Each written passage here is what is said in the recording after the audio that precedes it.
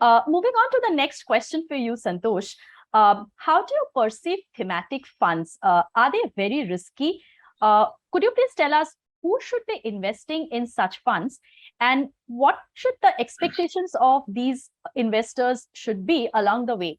And also, most importantly, who should not be investing in thematic funds? Good question, Sumana. So let me again use a very local example. So, Bangalore is known not only across the country, but across the world for the IT strength that Bangalore's got.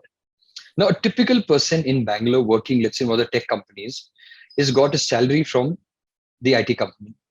A large source of his wealth, whether it's bonuses or ESOPs, is from an IT company. And even his investments, if it is an IT company, is extremely stuck in one industry. So someone will say, hey, listen, Santosh, I got too much exposure to the IT industry. I'd like to, let's say, focus on the pharma or the banking industry. Now, for such a person, he's diversifying from the industry that he's in. Now, if you're not such a person, then being in diversified funds is, hey, I'm going to go and put my money in a basket of multiple industries because I do not know personally. And even the economy signs are not very clear about which industry is going to be specifically doing well. It's like, instead of searching for the needle in the haystack, there may be 2-3 needles, you may find it, but why don't you get the whole haystack? Because you will eventually know there will be few needles in it. Likewise, the reason why it is risky for some and not risky for some is, why are you doing it? I think begin with the why. Now, if I am someone who's in the IT space, and if I am saying I do not want to specifically be in the IT space, your question is answered. I don't want to be in IT because I'm already working for IT. My ESOP, my salary, my bonus is connected to the IT industry, which is anyway I'm beneficiary of. On the other hand, there are some people say, listen, I believe in IT. This is the only thing I understand so clearly well, that there's absolutely great opportunity. And because of the knowledge and the information that you have, it qualifies you to take that outsized investment opportunity. But if I'm a regular salaried class or businessman, I do not understand IT industry. I have a vague idea that it may do well. If I go overboard, now I am putting myself at risk. Now, making money is not about taking excessive risk.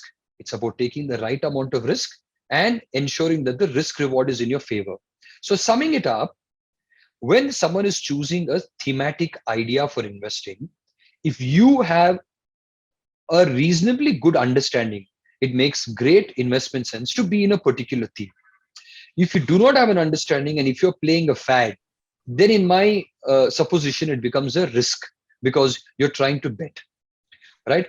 On the other hand, if you say, listen, I like the themes, I rather choose a diversified fund which has got these themes playing, then you're playing a beautiful, simple, diversified strategy, saying that I will let my portfolio manager decide whether I should have IT in my portfolio, whether I should have banking in my portfolio, whether I should have pharma or metals or whatnot into my portfolio. So it is specifically cut out for an investor who clearly knows what he wants. It's like going to an a la carte restaurant and deciding not to go to a buffet restaurant to say, I know what I want. I'm going to get that in that restaurant. I'm going to go there and eat. You cannot go to an a la carte and wonder why I'm not getting a buffet spread. Likewise, if you go to a buffet restaurant, you can't say, I'm only going to eat one portion. Don't charge me for the rest. It won't work. So I think here the operative word is a sense of awareness of what I want.